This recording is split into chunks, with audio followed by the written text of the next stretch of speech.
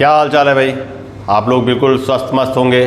बड़े दिनों के बाद मैं आपसे यूट्यूब पर मुखातिब हो पा रहा हूँ और उम्मीद करता हूँ कि आप लोग लगातार अध्ययनरत भी होंगे। पढ़ाई जीवन की एक नितांत आवश्यकता है, क्योंकि पढ़ाई ही हम लोग की एक पहचान है। पढ़ना उतना ही ज़रूरी है जितना जीवन में जीवित रहने के लिए सांस लेना ज़रूरी है। ये बात बहुत ही गंभीर है। अन्य कार्य भी किए जा सकते हैं जैसा कि आप सोच रहे होंगे, लेकिन सबसे ज़्यादा महत्वपूर्ण है कि आप पढ़ लिख कर पहले अपने आप को सिद्ध करिए। सिद्ध करने में क्या है कि हम पढ़कर अधिकारी बने, पढ़कर आईएएस बने, पीसीएस बने, ग्रुप सी की नौकरी करें, ग्रुप डी की नौकरी करें, लेकिन अंतोगत्ता नौकरी करनी पड़ेगी, क्योंकि मध्यम वर्ग के लिए, निम्न वर्ग के लिए इससे बेहतर ऑप्शन कोई नहीं है। ये आप बिल्कुल गांठ बांध लीजिए। आप ये मान लीजिए, सरकार भी लगातार अब लोकतंत्र की इस विजय पताका के बाद सरकार भी अब आपके साथ खड़ी है। लगातार वैकेंसियां आ रही हैं, वैकेंसियां फुलफिल भी होंगी। आप ऊहापोह में ना जाएं, कौन से पेपर आउट हो रहे हैं, कौन सा लीक आउट हो रहा है, ये आपका काम नहीं है। वो संबंधित जांच एजेंसियां हैं, वो अपना काम कर रही हैं। आप अपना केवल काम करिए कि सरकार एक वैकेंसी निकाल रही है, वो अपने पदों को भरने के लिए बिल्कुल आश्वस्त है, तो आप भर्ती परीक्षा दीजिए, फॉर्म डालिए, 100% क्लासरूम तक पहुँचिए, 100% घर पर पढ़िए। वो लाइन है ना रामचरितमानस की कि भय बिन होई ना प्रीति।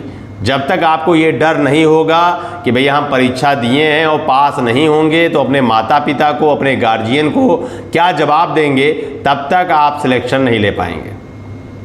रात में सोते समय भी आपको एक बार ये जरूर एहसास होना चाहिए, आंतरिक एहसास होना चाहिए कि भैया हम नहीं पढ़े हैं, आज पूरे दिन बिल्कुल पढ़ाई नहीं किए, आज तफरी कर रहे थे, आज घूम रहे थे, अब क्या होगा, कैसे पढ़ेंगे, 10 दिन बाद परीक्षा है। ये प्लान रात में सोने से अच्छा है कि आपको उन रातों को जागना पड़ेगा, उन रातों को अपनी किस्मत बदलने के लिए आजमाना पड़ेगा। एक एक रात का एक एक पल आपके लिए इतना महत्वपूर्ण है कि वो आपके जीवन में आमूल चूल परिवर्तन कर सकता है। और वो परिवर्तन भी ऐसा होगा जो आपके, समझ लीजिए, जो जीवन की रेखाएं हैं या एक से एक ज्योतिषाचार्य आपकी रेखाएं पढ़ते हैं, वो रेखाओं में परिवर्तन कहलाएगा। आपको ईश्वर पर अटूट विश्वास रखना होगा, पूजा पाठ करिए, खूब अच्छे से पढ़िए, लेकिन रेगुलर जो भी काम करना है वो रेगुलर मोड में करना है, प्रत्येक दिन करना है। आंधी, तूफान, चक्रवात, किसी भी परिस्थिति में यदि आपने तय कर लिया कि आज ये हमको पढ़ना है तो 100% पढ़ना है। प्लान क्या करना है? प्लानिंग में अब आप आज से जान लीजिए कि जैसे मान लीजिए कोई भी बैच स्टार्ट हो रहा है, कोई नई क्लासेस हैं, तो नए विद्यार्थी 100% उस क्लास में पहुँचे। ऑनलाइन मोड, ये मोड, ऑनलाइन टेस्ट, उन सबके नाटक आप पर्याप्त देख चुके हैं। देश भी उसके पर्याप्त उदाहरण आपके सामने प्रस्तुत कर चुका है। सबसे महत्वपूर्ण है कि आप रेगुलर ऑफलाइन मोड की क्लास करिए, ऑफलाइन मोड में पढ़िए, क्लास में रेगुलर रहिए, घर पर भी रेगुलर पढ़िए। सोशल मीडिया से कुछ दिनों के लिए, कुछ पल के लिए आदत डालिए कि डिस्टेंस बनाइए। जब आप डिस्टेंस बनाएंगे तो जो टुटमुंजिया टाइप के यूट्यूब चैनल हैं वो खोले पढ़ा रहे हैं कि 999 के पैक में आप ये पढ़ लीजिए, आप ये राजा हो जाइए, वो सब चीज़ें संभावित नहीं हैं। ये केवल रुपए की बात नहीं है, मैं आपको एक मूल बात बता रहा हूँ कि आप फ्री पढ़िए लेकिन ऑफलाइन मोड में पढ़िए। 100% आपको पढ़ना है, लेकिन ऑफलाइन मोड की आदत डालिए, क्योंकि वो जीन में ही ऑफलाइन मोड है। आप ऑनलाइन, डिजिटल इंडिया, इन सबको ऑब्जर्व करिए, ग्रहण करिए, उसका मैं विरोधी नहीं हूँ, लेकिन आप भी ऑफलाइन मोड में पढ़िए। ऑफलाइन में मैक्सिमम परीक्षाएं हो रही हैं, परीक्षा दीजिए, पास करिए, फिर एंटरटेनमेंट के लिए जो भी अच्छे चैनल आपको लगते हैं बीच बीच में खोलकर उनका भी मार्गदर्शन प्राप्त करिए, उनका भी मैं विरोध नहीं कर रहा। लेकिन रिजिड हो जाना कि ऑनलाइन चैनल हैं, ये कर रहे हैं, तो उससे आप सिलेक्ट नहीं हो पाएंगे। आज आप लिख लीजिए कहीं, बिल्कुल स्पष्ट, इसमें कहीं भी मुझे संशय नहीं, और ना आपको होना चाहिए। जीता जागता उदाहरण कि आपको पीसीएस का मेंस देना है, आप ऑनलाइन यूट्यूब वीडियो चैनल सुन रहे हैं, अच्छी अच्छी इंस्टीट्यूशन का सुन रहे हैं, तब भी आप सिलेक्ट नहीं हो पाएंगे। इतना आसान नहीं है। आपको ऑफलाइन मोड पर पढ़ना होगा और वो घर पर भी पढ़ना होगा। ये बिल्कुल लिख लीजिए स्पष्ट रूप से। घर पर जितनी आसानी से आप पढ़ेंगे, जो चीज़ों को क्लास में पढ़ाया गया उसको घर पर जाकर रिवाइज करेंगे, या क्लास आप बहुत पहले कर चुके हैं, घर पर ही इत्मीनान से बैठकर पढ़ना चाहते हैं, तो टेक्स्ट बुक से पढ़िए। टेक्स्ट बुक ओपन करिए, चैप्टर वाइज पढ़िए, चीज़ों को अंडरलाइन करिए, चीज़ों को ऑब्जर्व करिए और उसको पढ़कर अच्छे से लिखने की आदत डालिए। या आप सिविल सेवा की तैयारी कर रहे हैं तो आप लिखने की आदत रोज मेंटेन करिए। ऑडिटोरियल पेज पढ़िए, उसके कोई अच्छे ऑडिटोरियल आर्टिकल लिखिए, लेकिन लिखिए रोज लिखने की आदत डालिए। रोज लिखेंगे तो आप ये विश्वास मानिए कि आपकी लेखन शैली अन्य विद्यार्थियों की अपेक्षा ज़्यादा मजबूत होगी और आपके सफलता के अवसर ज़्यादा हो जाएंगे। वनडे एग्जाम विद्यार्थियों पर आता हूं मैं। वनडे एग्जाम की स्थिति क्या है कि अब लगातार वैकेंसी आएंगी, आपका OMR सीट पर लगातार प्रदर्शन बेहतर होना चाहिए, ऑफलाइन क्लास रेगुलर करनी चाहिए और रेगुलर घर पर पढ़ना पड़ेगा। लास्ट ईयर के पेपर पढ़िए, उसका कंक्लूजन निकालिए, कौन कौन सी संभावित प्रश्न है जो कौटिल्या बलरामपुर के शिक्षकों द्वारा लगातार बताया जा रहा है, उनको ऑब्जर्व करिए, फिर जाकर रिजल्ट दीजिए। ये भी 100% तय है कि यदि एक बैच में 40 बच्चा पढ़ रहा है, 30 बच्चा पढ़ रहा है, तो उसमें से एटलीस्ट 20 बच्चे सेलेक्ट हो जाएंगे। ये जो मैं बता रहा हूं उसको आप एज इट इज फॉलो करेंगे तब। टेट सी-टेट का एक चला, जैसे अभी अब आप मानिए कि शिक्षा आयोग गठित हो चुका है, टेट की भी वैकेंसियां, सुपर टेट की वैकेंसियां पर्याप्त मात्रा में आएंगी।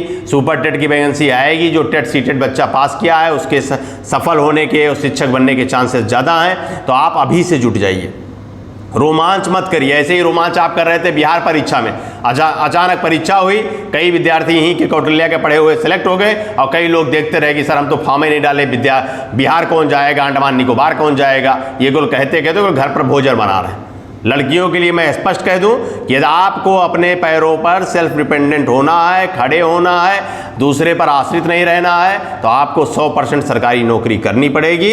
ये आप लिख लीजिए आज ही स्पष्ट रूप से इसको, ये महत्वपूर्ण है। उसके लिए आप शिक्षक बने, डॉक्टर बने, इंजीनियर बने, IAS बने, PCS बने, कुछ बने, लेकिन सरकारी नौकरी आपके लिए नेसेसरी है।